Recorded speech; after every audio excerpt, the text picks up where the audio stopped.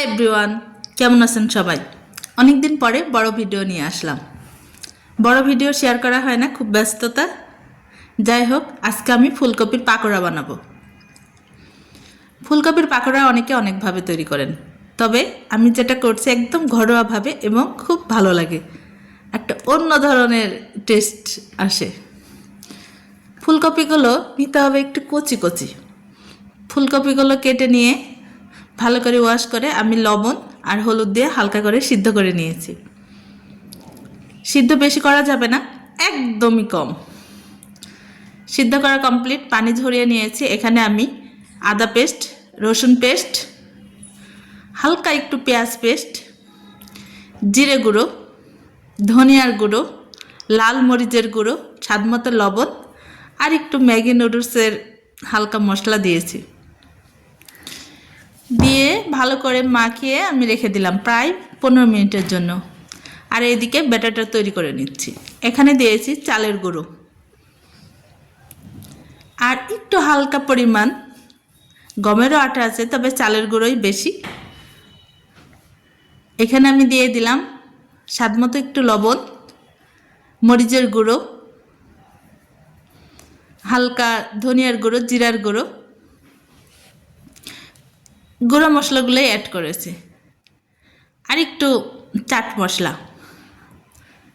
Complete. এখন আমি হালকা একটু মানে নর্মাল গরম পানি, এটা কিন্তু বেশি গরম পানি হলে নরম হয়ে যাবে, গরম পানি না দিলেই ভালো হয়, তবে একটু কুসুম কুসুম গরম পানি হলে কিন্তু সমস্যা নেই। এটা দিয়ে ভালো করে নাড়াচাড়া করে ব্যাটারটা তৈরি করে নিলাম। এখানে পরিমাণ আমি হালকা একটু হলুদ ইউজ করেছি যেন কালারটা সুন্দর আসে। এখন ব্যাটারের সঙ্গে ভালো করে এপাশ ওপাশ করে মাখিয়ে দিয়ে দিচ্ছি ফুলকপিগুলো হালকা করে।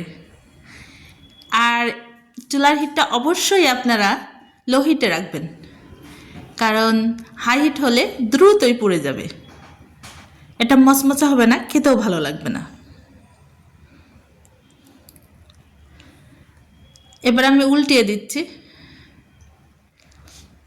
তেলের পরিমাণ মিডিয়াম রেখেছি, এটা আপনাদের ইচ্ছা। যারা ডুবো তেলে খেতে চান তারা আরও তেলের পরিমাণটা বাড়িয়ে দিতে পারেন, তবে এটা চালের আটার আছে সেজন্য মিডিয়াম তেলেও কিন্তু খুব মচমচা হয়। এভাবে সবগুলো আমি ব্যাটারের মধ্যে মাখিয়ে মাখিয়ে ভেজে নিচ্ছি। ফুলকপির পাকোড়াটা খেতে খুবই ভালো লাগে, বাঁধাকপির পাকোড়াও ভালো লাগে, তবে ফুলকপিটা মনে হয় বেশিই টেস্ট হয়। এটা যখন শীতের দিনে সন্ধ্যাবেলায় নাস্তার সঙ্গে থাকে এবং এর সঙ্গে আপনার সস বা দেখা যাচ্ছে অন্য কোনো একটু চাটনি জাতীয় কোনো কিছু রাখলেন, আচার দিয়ে টক দিয়ে বানানো, খুবই মজা লাগে।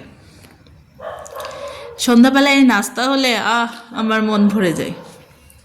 এই দেখুন, একদমই মচমচা হয়েছে আর কি দারুণ কালার এসেছে।